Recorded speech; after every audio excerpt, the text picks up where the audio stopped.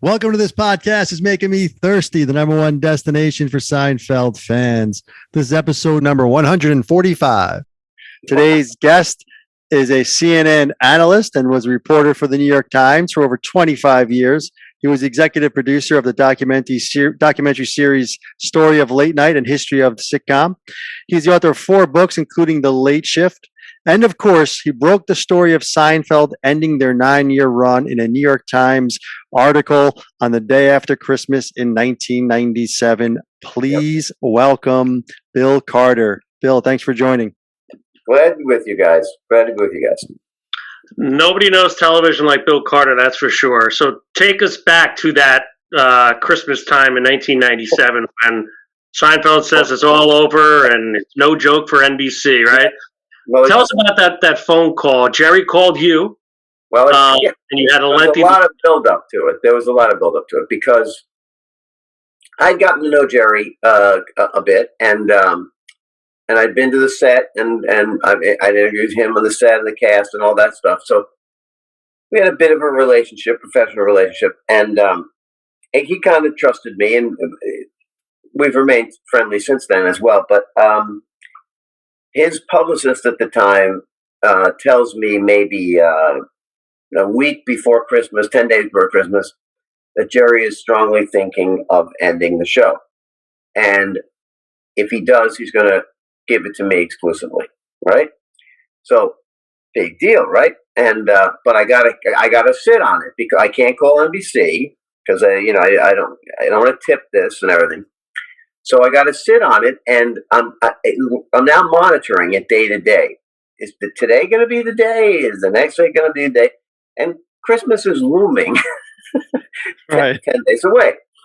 And there's a family thing I have to drive to Virginia on Christmas to be there. So I'm very interested in getting this done before Christmas. But Jerry has... he's being besieged. NBC is throwing a massive deal in front of him, $5 million an episode. And he also is aware of the fact that the entire cast and crew have to be informed. He wants to get it done by this time because then the rest of the season plays out. They go to a finale, etc. Everybody can plan their whatever the next job is. He's trying to think of all those things. But he's torn. I think he wasn't sure that he was going to make this call. And it was, to me, of course, at this point, I love the show. I really don't want the show to end. On the other hand, boy, this is a good story. Right. so I'm torn. But anyway, so I don't hear from him on Christmas Eve. And I hear, it's just, it's uncertain he can't make the call. And I'm like, tomorrow I got to drive like 6 hours or something. So I'm like, can he now put it off at least one more day? Because so I drive to Virginia to my sister-in-law's house with my wife and kids, and we're having a Christmas thing there. And basically, as soon as I get there, I get word from his publicist, he's going to call you today. It's happening. So I'm like partly excited, okay, because I now am going to have this huge story, but also like I'm going to be the foul person in the ointment here Christmas. Right. Because I'm going to have to say I have to bow out of everything and go interview Jerry and then write a story. And I had done what we call B matter, which is the backstory, how long the show, how it started, and all that. So I have material prepared, but I'm going to talk to Jerry. I'll get the quotes from Jerry and everything. So that's what happens. He basically calls me, and we have the conversation, and he talks about why he made the decision and how he felt like it was time, and he didn't want to overstay the welcome of the show and all of that, and wanted to have time to prepare the finale and all that. So it's a great story and fantastic. And I informed the Times. I guess I informed them before I spoke to him. Yeah, I'm going to have this story. Now it's a skeleton crew at the time, right? In Christmas Day. So, but that works out in my favor too, because now it's on page 1 for sure. I mean, like this is the news of the day.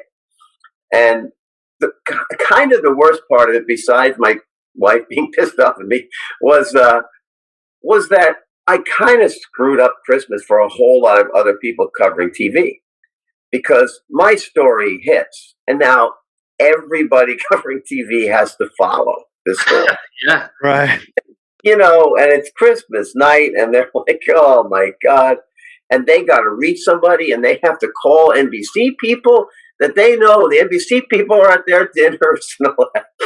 So it was that kind of unfortunate timing for a lot of reasons, but a very big story for me.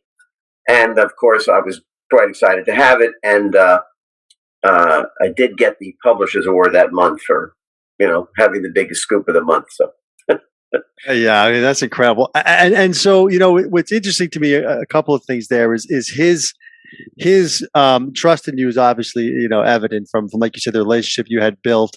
But then it's ultimately his decision, I'm assuming, right? Like, I know in the article, he mentions that he talked to production and he talked to maybe even the cast, but how much did he tell you about sort of, aside from NBC throwing money at him, right, which was probably the main thing they thought would keep him, how much of it was any input from, was even Larry David involved, or did any of the other, anyone else kind of push back, or were they all kind of in agreement? Like, what did you gauge from the conversations with Well, them? as you guys know, Larry had withdrawn. He'd already left, right, but I'm wondering they work on the show. how much. But he was still executive producer and cashing checks. Right, etc. But so, of course, he had to confer with him. But Larry had already signaled his own sense that it was time to move on. So he wasn't going to object. There was no reason for him to say, you should keep going. And I think, there had been, the issue with the other cast members. There had been that issue with them not sharing in the profits of the show. You guys, I don't know if you've covered this. With them. And syndication, right? Yeah. Right. And that was a very big factor because, Jerry's manager, George Shapiro, was listed as an executive producer on the show, which was frequently done in those days, that your manager or whatever got an EP credit. And of course, George, who's a wonderful man. So for me, I didn't think much of that being an issue. But if you're Julia or Michael or Jason, you're like, well, we've never seen George getting involved in the show. He wasn't intimate about the show, and they were so important in the show. And very often later on, like the Friends cast got pieces of the show, later in their runs. So there was friction for a while about that, and they had fixed it. And I'm going totally on memory. They had compromised by whenever that happened after the 6th year or whatever. They raised their salary, and they were making like $600,000 an episode, which is a massive amount of money. If you're doing 24 episodes, I'm not good in math, but that's a lot of money. But they still didn't get a piece of the show, I don't think, ever, which I still think is not good, because that show has made almost $1 billion for Larry. And but historically, and we'll use the show before it that was a big success, Cheers. Did Sam Malone, did those guys get EP credits either, or are they actors were actors then? I don't think they did. In those days, there was a period of time where you didn't let the inmates have a piece of the asylum. Right. Like, that was not considered important. But later, when you had these shows where they had to keep it going, I remember it was very interesting that you bring up Cheers, because in Cheers' case, Cheers was on for 11 years, okay, and was still either the number one or number two show. Well, Cosby had come on, so it wasn't number one anymore, but it was in the top 3 shows. It was a massive hit, and NBC was having a disaster, and they desperately wanted to keep it going. And they signed up all the rest of the cast to keep the show going, and they didn't have Ted Danson signed. And Ted had all the leverage at that point. So I think they could have pitched him that at that point. They made him I think it was $400,000 an episode. He was getting, and they made him a very big offer, but he held out, and then finally he ran off with Whoopi Goldberg, and and the show fell apart, and that was the end of Cheers. But I do think that was an issue with the other members of the cast. So Jerry had to deal with them. He had to obviously do something. I don't know exactly how they finessed all that, but that he implied to me that was a reason for the delay, was that he was tying up a whole lot of loose ends before he could really announce it finally. Yeah, I mean, they clearly missed out on that big money, and I think Jerry and Larry threw them like the DVD money. No one's buying DVDs anymore. That's right. Yeah. But nevertheless. However, I want to point out one interesting other story, if you let me. Yeah. So I was also friendly with Julia, and subsequently, when she was on one of her other shows, she came, and we had this event at the time called Times Talks, which we had in our little theater place, and I would often be the host for those, and so she was coming in, and I was going to do this stage event with her, and she's wonderful, funny, and tremendous, and so it was a huge event, and she comes in this little green room and everything, and she brings her father, right? And I don't know if you know who her father was. Hedge fund, mutual Head fund. of the Dreyfus Fund. Yeah. Okay. A gargantuanly wealthy man. Okay. So who's the wealthiest person in television? I'd say, well, it's probably Julia, but not because. But when I interviewed, I finished the interview, and afterwards she introduced me to her dad, and I talked to him a little bit, and I said, well, you must be very proud of your daughter. And he said, oh, I am. And one of the reasons is, of all my children, she's the one who doesn't need me. Yeah, for sure. Anyway, so I didn't think Julia particularly was hurting for that money. But Jason and Michael, I think they should have benefited more. But I think they did fix it later, because they're very close. There's no enmity there at all. Yeah, that's noticeable. We think, yeah, that's pretty. That they seem to still, I think, that everyone got enough of the pie, right?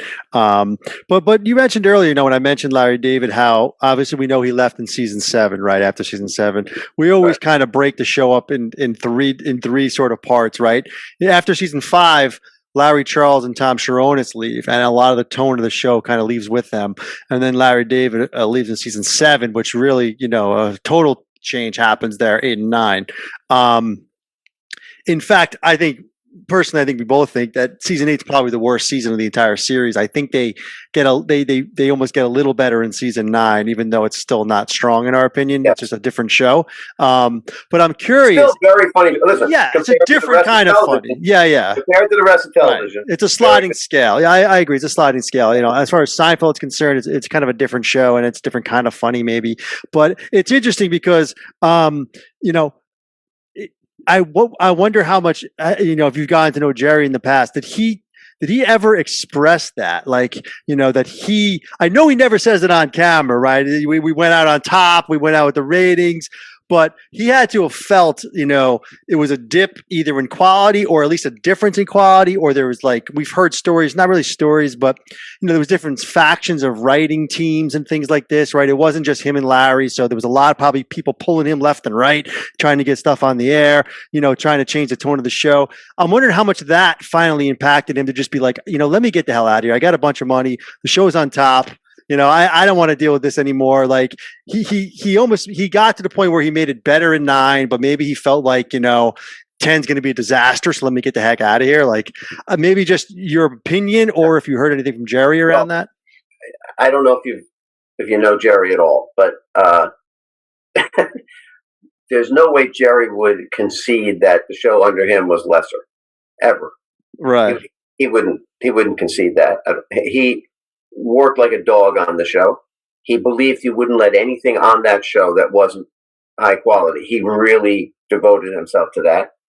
So I don't think he would be in a position to concede that the show was lesser after Larry left. I mean, he felt he was the guy running the show, and it still was great.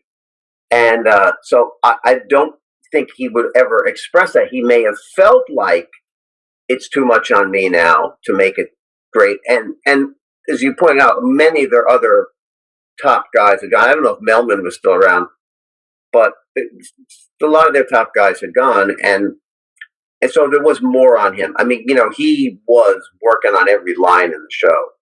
There's just no doubt about it. And he's a perfectionist. Jerry is. I mean, he'll work days on one joke, for his act. So. Yeah, I mean, that's what we heard, and that's what we heard about the show, is that it was so kind of like a homemade show. It wasn't kind of these big productions.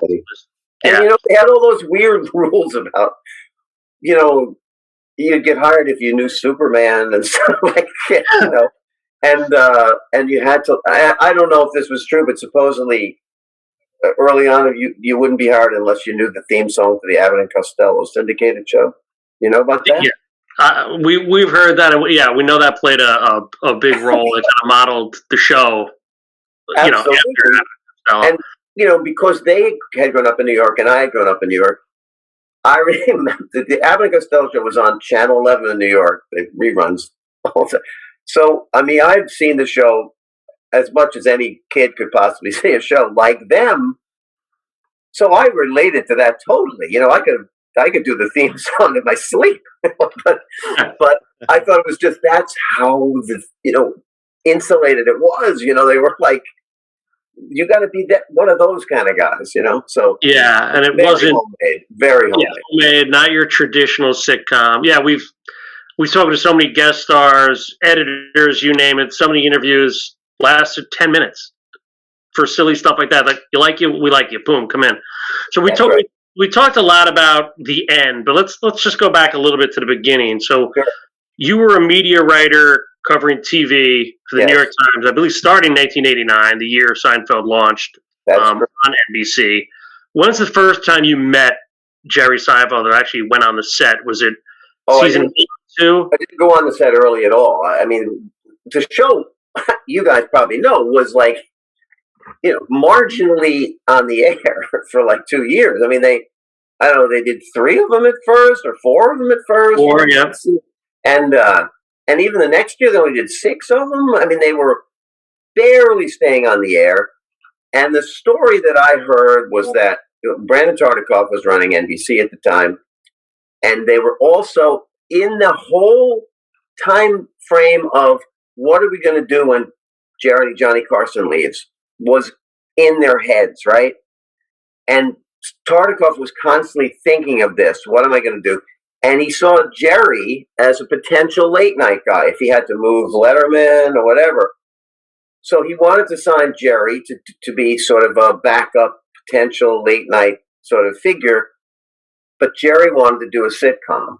And that wasn't particularly what they were all that interested in.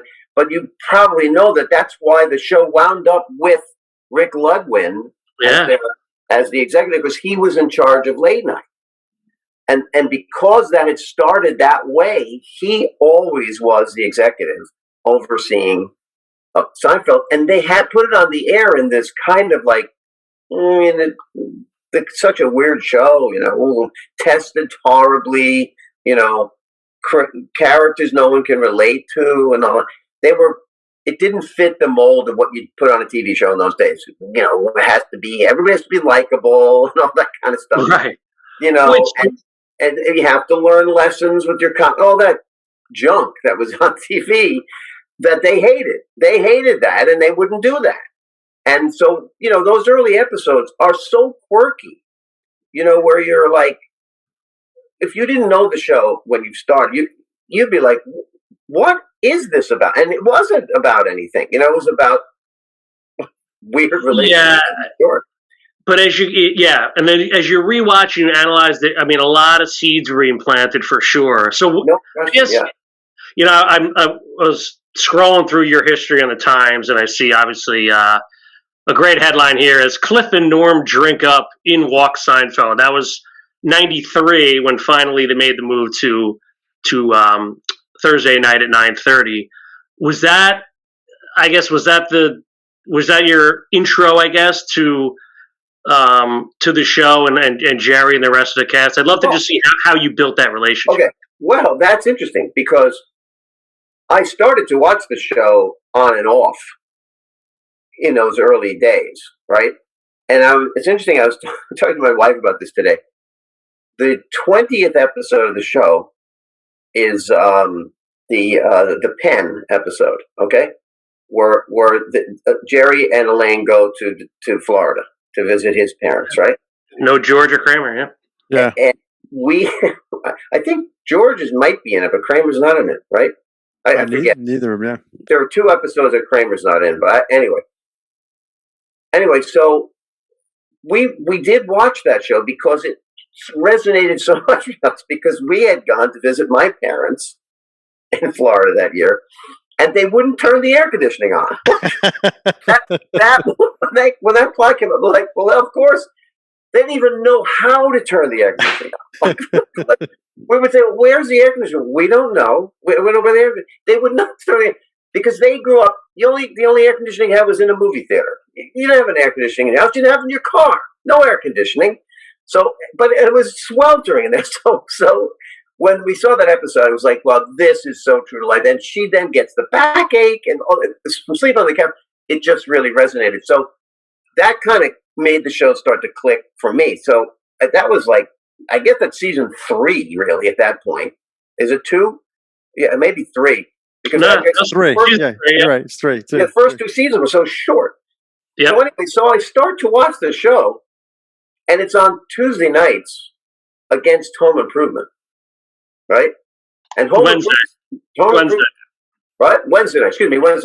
And Home Improvement is the #1 show, right? And it's kicking their ass. And they're getting some traction, but they're not a hit show. They're just not a hit show.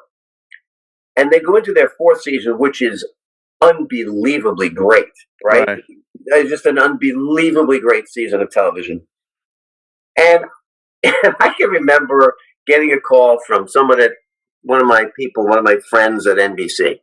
And they say to me, whatever you do, do not miss Seinfeld this week. And it was the contest episode, right?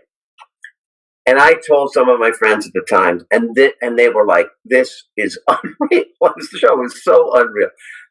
So now we have the situation where the show is great. It's not great. And NBC knows it's great. They also know it's a fabulous match with Cheers. Sophisticated, smart, New York, smartness, urban, comedy, all the stuff they love, but they can't move it. They want to put it at 9:30, right? But Cheers is owned by Paramount. And when they keep renewing Cheers down the road after its 6th year or whatever, they keep having it renewed because it's a hit. Paramount insists that they get the 9:30 time period for Wings, their other show. And here they are, and they're desperate to get that off the air so they can.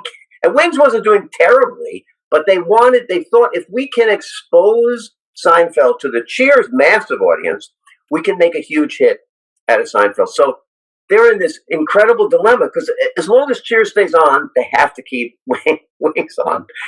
And so, as I told you, they're in this dilemma with Ted Danson that year, and then he in the same period of time, so in December that year, he says he's not going to sign. Cheers is going to go off.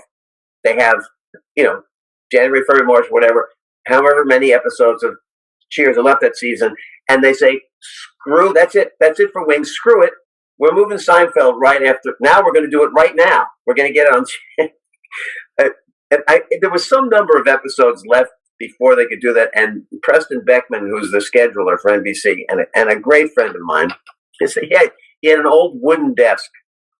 He was the scheduler, as I said, and however many episodes there were left, he had a knife, and he was carving in the desk little slots for how many episodes were left before he could move Seinfeld there, because he knew, just give me that lead in. And they had, 8 episodes of the season, and they slotted Seinfeld in, and bang, it went off like a rocket. And now they had a 9:00 show for the next season. Yeah, we spoke with Preston, friend of the show, great guy. I mean, great guy. He would he would put up Seinfeld on the board every year. Every year. And they would take it down because of the Paramount connection. Crazy. Exactly. I think about this all the time, and it's you just led me into it perfectly because I think about this a lot. I wanted to ask you this question: is it the chicken or the egg? Right. So you just hit on it.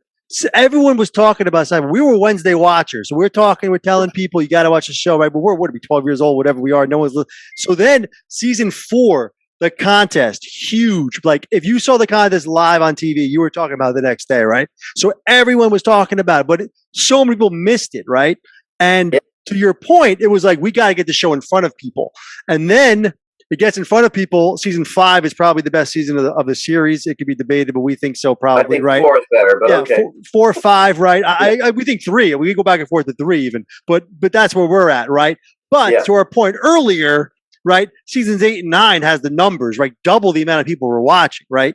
Now, were they watching because the show was good, or were they watching because of all the people talking about it years ago? Mila, you got to watch the Seinfeld show. They finally caught up, and now they're all watching, right? Well, this is the thing. Of course, the other thing Preston will say to you, and he may have said it to you, is they then had this 4 years of Seinfeld episodes that had been only marginally watched. Right. No one saw it until syndication. So when they started repeating them in the summer, people were like, wow, I haven't seen this one. I haven't seen this one. Right. And it was like, it just built and built and built. That was another huge advantage they had, that they could store big shows that they could play. Yeah. But I guess I'm also getting to the point where I don't feel as down on the late episodes as other people do because, first of all, I think some of them were quite good. They weren't consistently good, as good.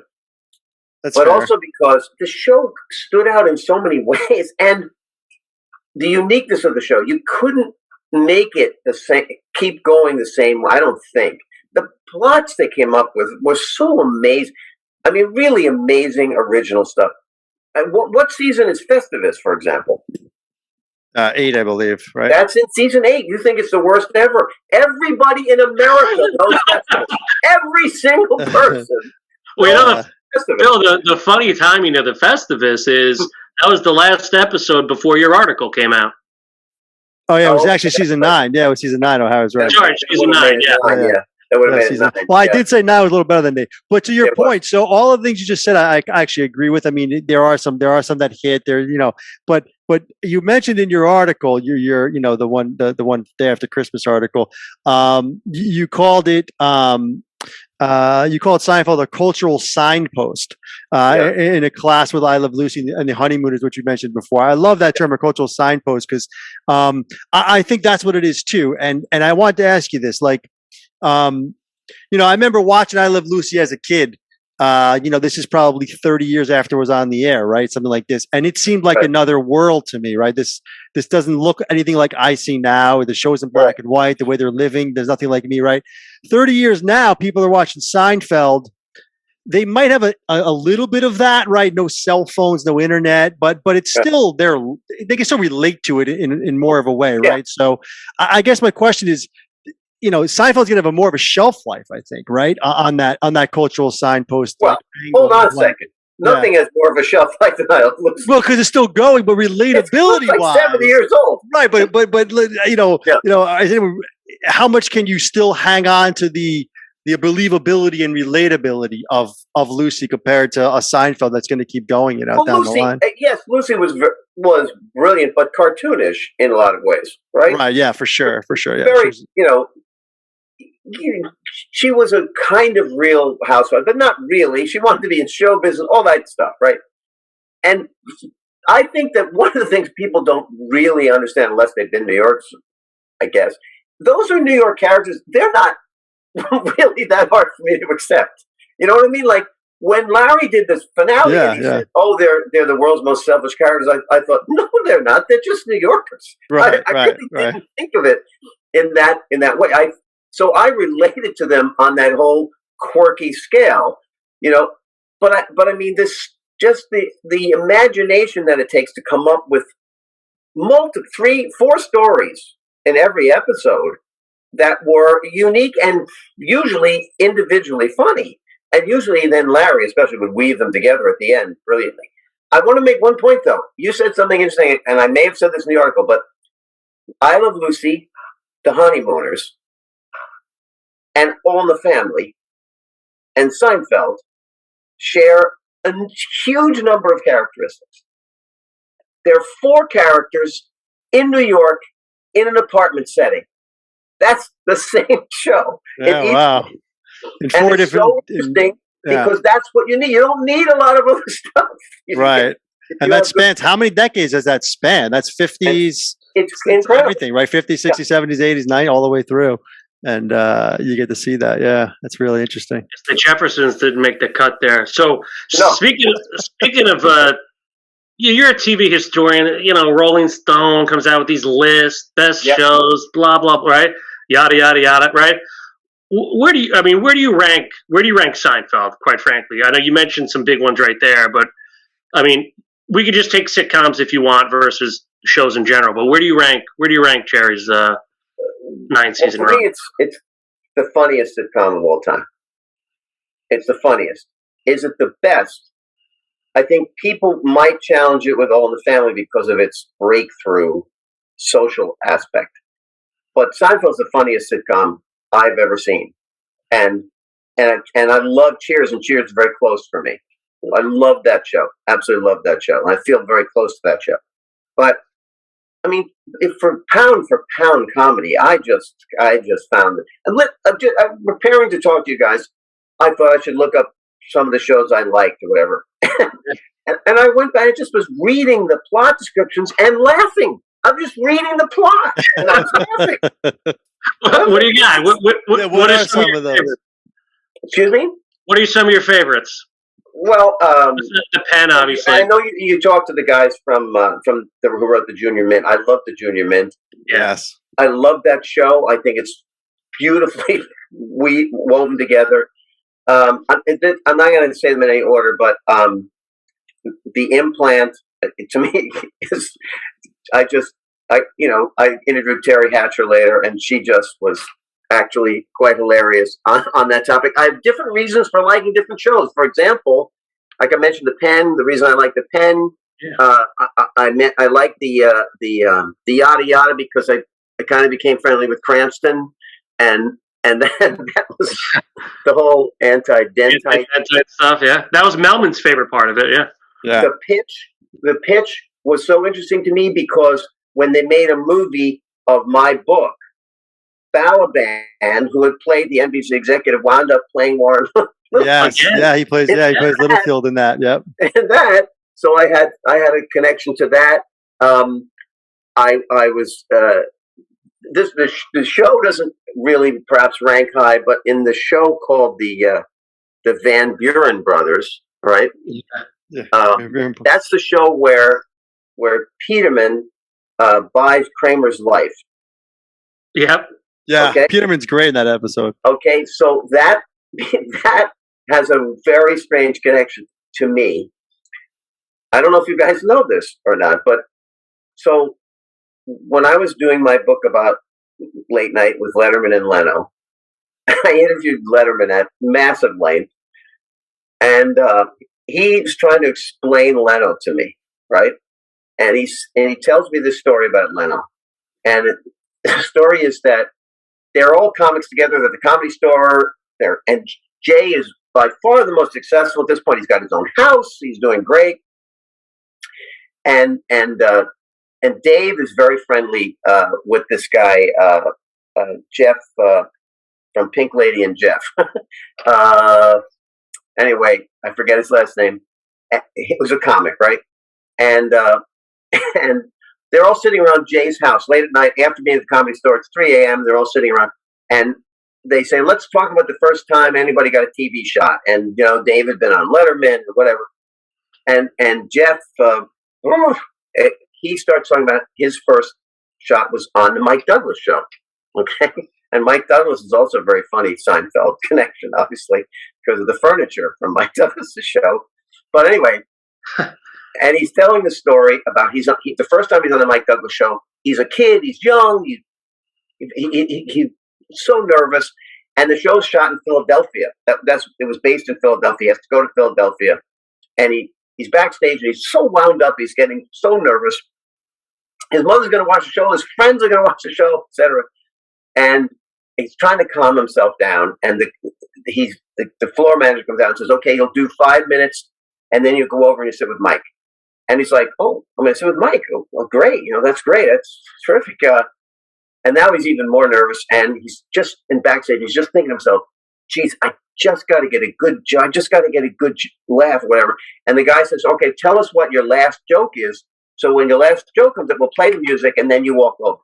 And he's like, "Oh, my act is kind of different because I have to feel how it's going. I don't always have the same last joke. If it's not going right, I'm going to switch." And they're like, "Oh," and he said, "Well, when I finish, I'll just say thank you very much." So, and they said, "Okay, that's fine. Just do that. We'll play the music."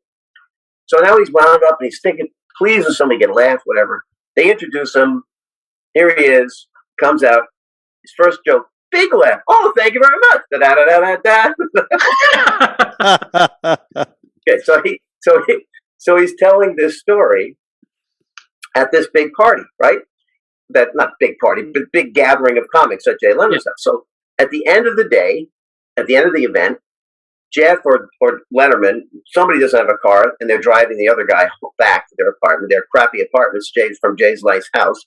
And as they're leaving, Jay goes up to Jeff and he says, "Hey, that story about your, the time you came out, that's a great story." He says, "Yeah, that was great."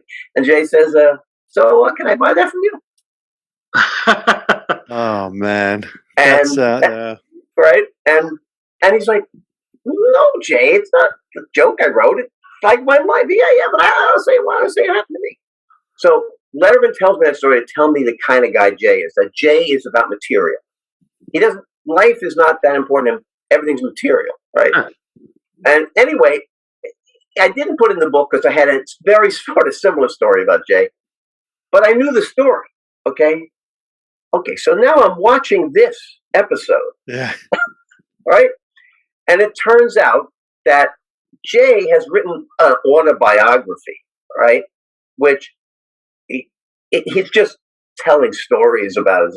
And then he says, "Oh, my first time I was on the Dinah Shore show, blah, blah, one joke, da, da, da, da." And I'm like, what the hell? So I called up Letterman guys, and they say, "So you heard the story yet?" I said, "Well, Jeff's fallen on hard times. He sold it to Jay for $10,000. And I'm like, holy shit. So then I'm like, this has to be where they got this idea. Yeah.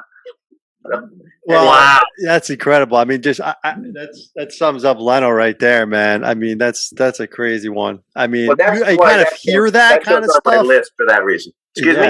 No, I'm saying you kind of hear those kind of things about Leno, but you don't know. You're not in the, how he is exactly. Well, the thing is, Jay can be a wonderful guy, actually. Right. Guy, but it's just but he's always in the comics head. That's what he is. And Dave had an interesting relationship. They were very friendly, and then they were ferociously competitive. So and they both were on Seinfeld. So there you go, both Leno and Letterman. And Seinfeld was very friendly with both of them, extremely friendly with Jay, more so than Dave. But like most comics, he was in awe of Dave. Right, and you sound like a Letterman guy. Well, I try not to be overt about it, but I mean, I like more creative stuff, so I gravitate toward his style. Yeah, exactly. If you're buying stuff, you're not really being creative. And Bill, you mentioned it earlier about Jerry and Late Night. So prior to him getting the 1989 pilot, so was that the years with like Joan Rivers? Like was the thought to try him out as kind of a Joan Rivers was then the permanent guest host for Johnny. So she did Monday nights. When she quit and Johnny cut her off, Jay got that job. Jay got the regular Monday night thing. So it wasn't he wasn't thinking of replacing Cars. He was thinking of the issue that he would have, which developed actually, because if he didn't give it to Letterman, he'd have a hole at 12:30. So. And then it was like trying to create a farm team because Jerry was younger than those guys. Right.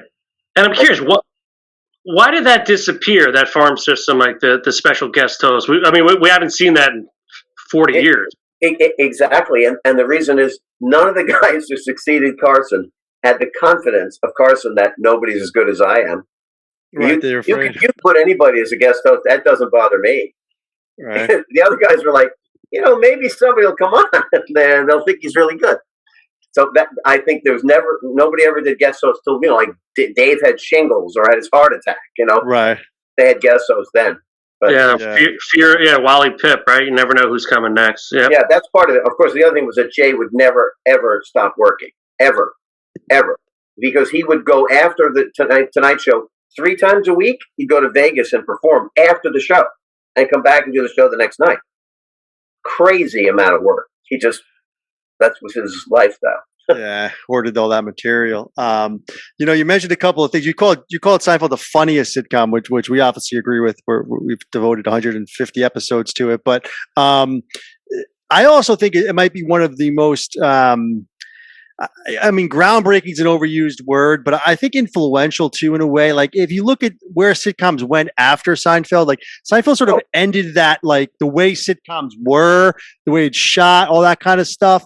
And they obviously changed it too in so many ways, right? But they let like these, It's Always Sunny in Philadelphia has come along, and everything since them has been like completely different with cable and everything else. So they sort of like, ended an era as well in that cultural signpost way of doing things like you mentioned, and groundbreaking and things like that. Yes. So it's interesting to see, like what's come after it that's, you've seen, Seinfeld's footprint on, or you've kind of like, maybe Curb Your Enthusiasm. No, but you mentioned It's Always Sunny. I think that's a very good comparison. Yeah, right. Louis too, maybe when Louis first came out on FX. How many characters are there in It's Always Sunny? 4? 4, yeah. Three guys and a girl. Yeah.